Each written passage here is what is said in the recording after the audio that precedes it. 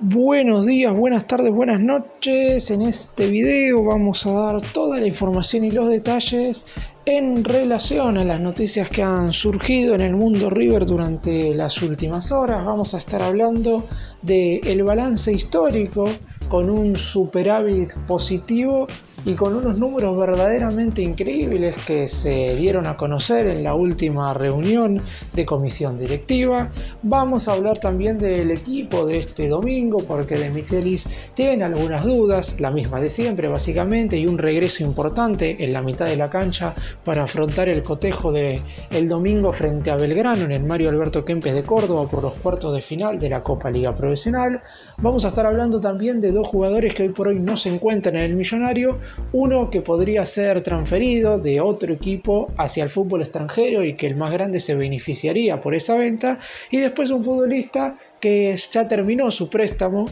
que debe regresar a River, pero que en definitiva todavía no sabe qué es lo que va a hacer de su futuro. Y para terminar vamos a hablar de dos juveniles que regresan, de sus sesiones en el fútbol del exterior y de una de las grandes figuras de River que podría ser transferida a otro gigante del continente en el siguiente mercado de pases.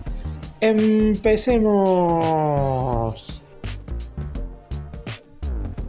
Vamos a empezar con el balance histórico para después meternos definitivamente en todo lo que tiene que ver con lo futbolístico. La comisión directiva de River aprobó el balance correspondiente al ejercicio 2022-2023 con un superávit de exactamente $52.300.000. Estamos hablando del mejor balance en lo que respecta a lo económico de la historia del club.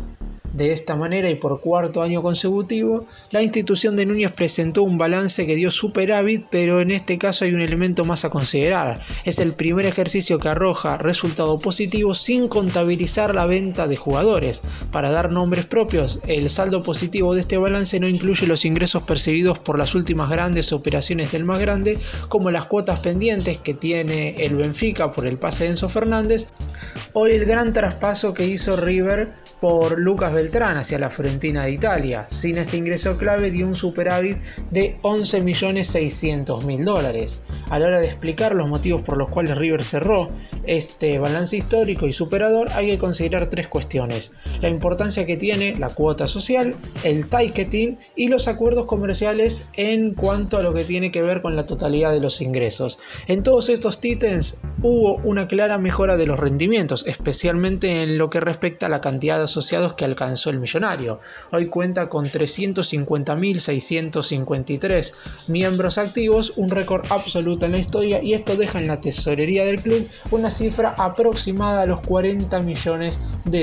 anuales. El otro elemento que permite entender el resultado histórico del último balance son los acuerdos comerciales que se llevaron a cabo en este último periodo, como es el caso del alquiler del estadio para la realización de recitales, que si bien es cierto hay puntos que se deben mejorar, teniendo en cuenta que el campo de juego se mostró muy perjudicado durante estos últimos meses, además también del naming del estadio, que ahora se llama más monumental, el acuerdo con los nuevos esfuerzos y la concesión del nuevo restaurante. Son instrumentos que permitieron generar nuevas líneas de ingresos. Otra de las claves para entender el éxito de River como modelo de gestión económica tiene que ver con la idea de reinvertir gran parte de sus ingresos para generar más crecimiento. En otras palabras, el Millonario destina sus utilidades en un círculo virtuoso que le permite seguir mejorando sus instalaciones y sus resultados financieros. En este último periodo, las inversiones de River estuvieron destinadas a 4 áreas fundamentales: obras y mejora del club, ya que se invirtieron más de $11 millones en seguir reformando todo lo que tiene que ver con las adyacencias del monumental. El fútbol formativo se destinó para el fútbol infanto-juvenil más de $8 millones. Las obras en el estadio, estas sí son específicamente las remodelaciones que se están haciendo en la cancha, se invirtieron $45 millones para continuar con la última etapa de las renovaciones en el monumental, y la adquisición de jugadores, que quizás es el punto más discutible, porque obviamente hay refuerzos que rindieron y otros que no, donde se gastaron más de $33 millones para reforzar el plantel profesional. Sin embargo, está claro que si nos referimos únicamente a lo económico, más allá de todas estas inversiones hechas, sigue siendo un balance totalmente positivo con un superávit verdaderamente histórico. Ahora nos metemos en lo que va a ser el partido del próximo domingo. De Michelis sabe que es un encuentro clave no solamente para River, sino también para él, pero del DT voy a hablar un poco más adelante. Ahora metiéndonos específicamente en los jugadores, en cuál puede llegar a ser el 11 que el DT pondría dentro del campo de juego para enfrentar a Belgrano en Córdoba en este duelo que en definitiva no sabemos si es cancha neutral, no sabemos si River va a ser visitante. Está claro que por el hecho de jugarse en el Mario Alberto Kempes de Córdoba, y que de hecho el único duelo que jugaron en este 2023 Belgrano y River lo jugaron en ese escenario, uno piensa que River es visitante en primera instancia, y la realidad es que si uno de los dos equipos es más visitante que el otro, obviamente River tendría todos los boletos para ser el equipo visitante en esta serie, más allá de que la AFA ya había confirmado que los duelos de cuartos de final van a ser en cancha neutral. Lo que sí también es cierto es que el público estará dividido, 50% para Belgrano y 50% para River. Pero volviendo a lo que tiene que ver con la formación del equipo, el único cambio confirmado y que se sabe fehacientemente que va a suceder es el regreso de Enzo Pérez en la mitad de la cancha en lugar de Matías Craneviter. Luego de cumplir la fecha de suspensión tras haber sido expulsado en el anteúltimo partido de la zona A de la Copa Liga Profesional ante Rosario Central, el capitán, que no va a poder llevar la cinta justamente por esa expulsión, pero en definitiva va a regresar al 11, es la única modificación que el DT ya tiene en mente. Después hay muchísimas dudas que va a seguir acarreando el director técnico, porque la realidad es que en esta segunda mitad del año no ha tenido básicamente nada seguro. La duda en los laterales va a seguir persistiendo. River hoy no sabe ni quién es el lateral derecho titular, ni quién es el lateral izquierdo titular, y en la mitad de la cancha el equipo no ha funcionado bien estos últimos partidos. La realidad es que el nivel de Lanzini viene bajo. Nacho Fernández el otro día al primer tiempo jugó bastante bien, pero viene de una regularidad bastante constante, y con la lesión de Miguel Ángel Borja todo parecería indicar que ya no hay posibilidad de cambiar el centro delantero, más allá de que los últimos dos partidos de Rondón también fueron flojos. Por eso mismo hay algunos nombres que se decantan, porque obviamente la dupla central, por ejemplo, no va a cambiar de ninguna forma, porque González Pires y Pablo Díaz son los que más han mostrado solidez a lo largo de este año, y tampoco hay jugadores que pueden llegar a salir más allá de no haber mostrado quizás el mejor nivel ante Instituto, como De la Cruz y Barco, que tienen que ser titulares siempre. Pero después la realidad es que el DT tiene muchísimas dudas, a excepción, como mencioné recién, del regreso de Enzo Pérez luego de la suspensión. ¿Y cuánto se juega de Michelis en este partido en particular? Porque es cierto, y lo vuelvo a repetir porque cada vez que hablo de la continuidad del DT, parecería que estoy impulsando que no tiene que seguir en River. La realidad es que los resultados van a marcar eso, por lo menos en un principio. El hecho de que el equipo no vuelva a jugar en el Estadio Monumental seguramente sea un punto a favor que tiene el cuerpo técnico, porque el malestar de la gente, en caso de que llegue a quedar eliminado frente a Belgrano el próximo domingo, no se va a sentir tanto como si River perdiera un partido en el Estadio Monumental. Y como sabemos que en general, jugando en condición de local, a River le ha ido verdaderamente muy bien en este 2023, porque solamente no ganó 3 partidos, y uno de esos 3 que no ganó no fue en el Monumental justamente, sino que fue el fin de semana pasado ante Instituto. La realidad es que en general el hincha siempre se ha ido contento cada vez que fue a ver un partido de River jugando en condición de local. Ahora, obviamente lo que River hizo en condición de visitante y fuera del Estadio Monumental ha sido muy pero muy flojo, sobre todo desde mediados de mayo, estamos hablando ya desde hace 6 meses en adelante. Y también hay que tener en cuenta que si River llega a disputar los 4 partidos que todavía podrían quedarle en este 2023, todos van a ser fuera del Monumental, porque este domingo va a jugar en el Mario Alberto Kempes de Córdoba con Belgrano, porque si llega a superar esta fase, en semifinales jugará en cancha neutral, y la final también será en territorio en cual ninguno de los dos equipos que la disputen será local. Además, sí está confirmado ya una final, y este es un punto a tener en cuenta, porque el 22 de diciembre, viernes 22 de diciembre más precisamente, River estará jugando el Trofeo de Campeones, es decir, ya sí o sí, De Michelis va a poder terminar su primer año como director técnico de River coronándose campeón en 2 oportunidades, y esa última imagen a mi entender va a terminar siendo clave a la hora de definir el futuro del DT, más allá de que no está en cuestionamiento en lo que tiene que ver con una hipotética renovación de contrato, porque De Michelis tiene vínculo con River hasta el 31 de diciembre del 2025, es decir, no es que en este momento las decisiones que pueda tomar el entrenador es lo que va a terminar decidiendo si va o no seguir en River. La única forma en que no siga en River es que no se consigan los resultados esperados, es decir, que River quede eliminado con Belgrano y que después pierda el trofeo de campeones, y por la presión social.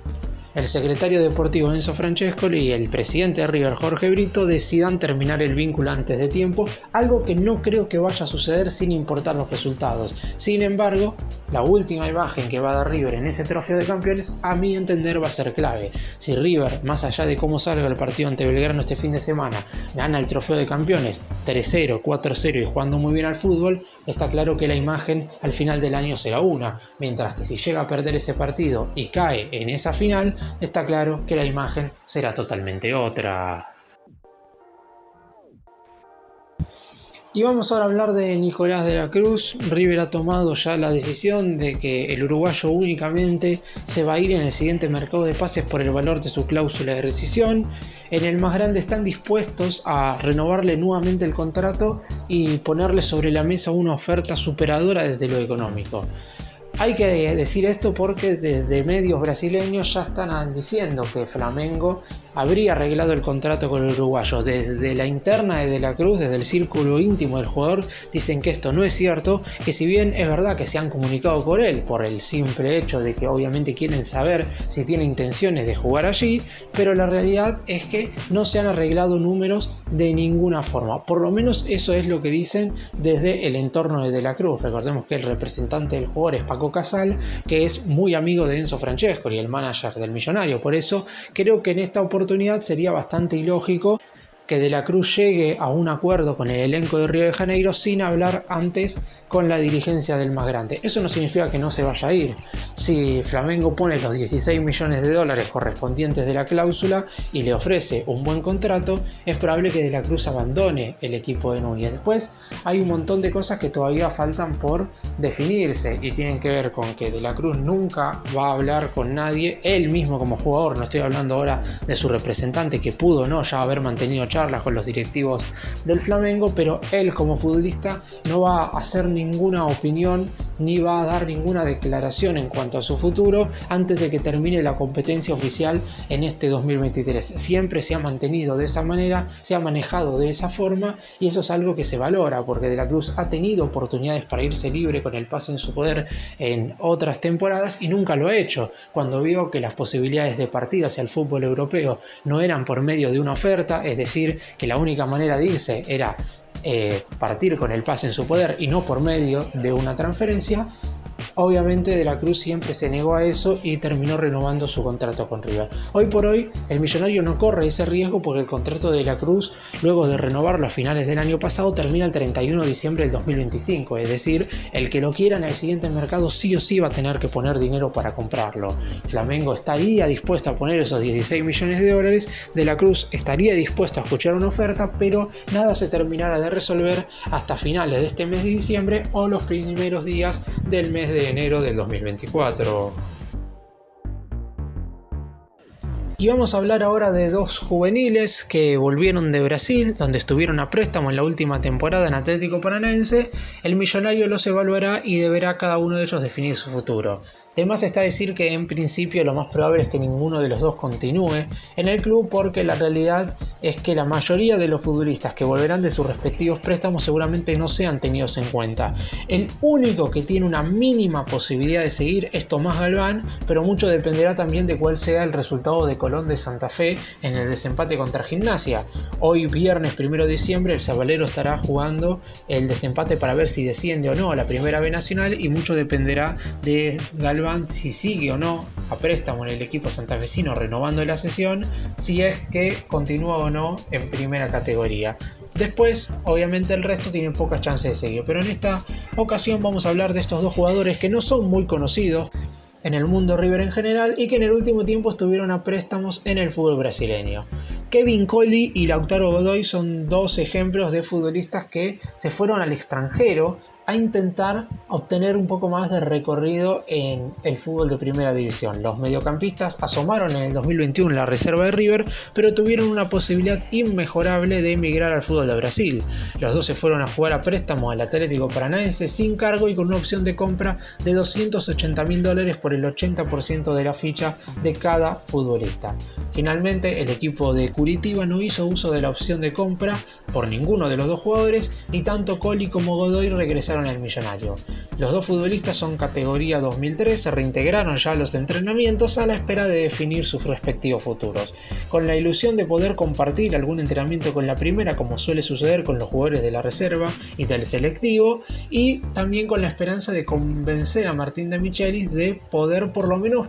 formar parte de las prácticas de cara al 2024, ver qué es lo que va a pasar, por ejemplo, en la pretemporada. En cuanto a los datos específicos de cada uno de los jugadores, Kevin Colli nació el 19 de mayo del 2013, es decir, tiene 20 años, cumplirá 21 a mediados del año que viene. Se caracteriza por ser un volante polifuncional con despliegue, dinámica y buen pase. Y por el lado de Lautaro Godoy, nació el 15 de marzo del 2003, cumplirá 21 años en marzo del año que viene. Es un enganche o media punta escurridizo y habilidoso con velocidad de gambeta y también tiene muy buen remate de media distancia. Y vamos ahora a meternos en la situación de Hernán López Muñoz, que a mi entender fue manejada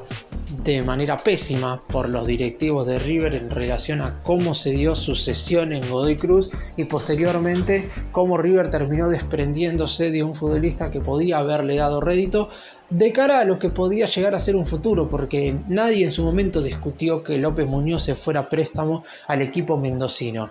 Lo que se discutió y obviamente lo que estuvo muy mal fue la baja opción de compra que le pusieron, $1 millón por el 50% del pase, porque desde la dirigencia de River, por lo menos los miembros que actuaron en esta negociación, te decían que era muy complicado que Godoy Cruz pusiera ese dinero. Bueno, Godoy Cruz puso esa cifra y se quedó con el 50% del pase del jugador y con los derechos federativos del futbolista. ¿Qué quiere decir esto? Que es Godoy Cruz quien va a decidir si el futbolista se vende o no. Pero para mí lo más negativo tiene que ver con lo deportivo. López Muñoz, si no es el mejor jugador de la Copa Liga Profesional, está muy cerca. Está claro que en el último tiempo ha bajado un poco el nivel, pero en definitiva sigue siendo un futbolista muy pero muy interesante, que en River no tuvo lugar porque estaba muy tapado y, repito, estuvo bien que se haya ido a préstamo porque valía la pena que tuviera recorrido y minutos en otro equipo, pero las opciones de compra tienen que ser altas como para que River pudiera tener un verdadero beneficio económico, porque $1 millón no es un beneficio económico importante por López Muñoz, o a su vez para que la opción de compra, si es alta o si no tiene, vuelva a River como para tener alguna oportunidad si es que rinde. En el caso de López Muñoz no va a regresar y seguramente se vaya también de Godoy Cruz, porque desde la dirigencia del Tómbales se comunicaron con la comisión directiva de River para decirle que había alguna oferta importante del fútbol europeo y si esta supera el número que pretende Godoy Cruz, que sería por encima de los 6 o 7 millones de euros, sería transferido. Lo único positivo que le queda a River de esto es que ya recibió $1 millón, que es poco, pero si Godoy Cruz lo vende, por ejemplo, en 3 millones de euros, como el más grande tiene el 50% del pase, recibirá la mitad de la transferencia, por lo que River en total habría recibido $1 millón y ahora 3 millones de euros por un jugador que básicamente en el más grande no jugó. Está claro que económicamente terminaría siendo un número aceptable, pero a todos me parece, o por lo menos a mí, nos gustaría haber visto por lo menos un par de partidos más a este futbolista que ha demostrado tener unas condiciones bárbaras en Godoy Cruz con el manto sagrado. Y un caso bastante distinto tiene que ver con Augusto Batalla. El arquero, a préstamo en los últimos 2 años en San Lorenzo de Almagro, subió un posteo a sus redes sociales prácticamente despidiéndose del Ciclón, porque por lo menos en primera instancia sabe que River no va a volver a prestarlo al equipo de Boedo, que para que siga jugando en San Lorenzo deben comprarle el pase, y Batalla debe saber, por medio de alguna reunión que haya tenido su representante con la dirigencia del elenco azulgrana, que San Lorenzo no puede pagar hoy por hoy los 2,5 millones de dólares, 3 millones de la moneda estadounidense que pretende River para transferirlo definitivamente. Por eso mismo sabe que deberá presentarse en la pretemporada del más grande. Martín de Michelis seguramente le diga que no lo va a tener en cuenta en primera instancia, eso es algo lógico, y después su agente deportivo deberá buscarle casi con seguridad un equipo en el fútbol del exterior. Si bien es cierto que esto no puede aseverarse a 100% porque en el mes de diciembre va a haber elecciones en San Lorenzo y obviamente una nueva comisión directiva podría llegar a un acuerdo con la dirigencia de River, la realidad es que el más grande ya no quiere volver a prestar a Batalla sin cargo. Ya de por sí, en este último préstamo, River tenía una cláusula de repesca a mitad de año por si llegaba a aparecer una oferta de Europa, entonces el millonario se lo quitaba a San Lorenzo y lo terminaba transfiriendo al fútbol del exterior. Esto no sucedió y por eso en la segunda mitad de este 2023 el arquero siguió atajando en San Lorenzo sin ningún tipo de inconveniente. Ahora River está claro, quiere ya tener un rédito económico por un arquero que en general ha rendido en el último año en el Ciclón. La realidad es que hasta se ha ganado la cinta de capitán, pero este termina siendo el primer año verdaderamente bueno de Batalla como arquero. Tardó bastante en mostrar sus mejores condiciones. En River era muy joven, es verdad, pero falló en esos momentos importantes. Gallardo le dio casi 50 partidos bajo los 3 palos y terminó siendo más negativo que positivo por esos fallos, y posteriormente estuvo a préstamo en un par de equipos de Chile, en Tigre, en Atlético Tucumán, donde en general su rendimiento no fue bueno. Ahora en San Lorenzo le ganó a finales del año pasado el puesto nada más y nada menos que a Sebastián Torrico y terminó teniendo un nivel bastante positivo. Está claro que al arquero le gustaría seguir atajando en el Ciclón, pero en definitiva River, como dije y lo repito una vez más, quiere tener un rédito económico y pretende vender a Batalla en alrededor de 2,5 millones o 3 millones de dólares.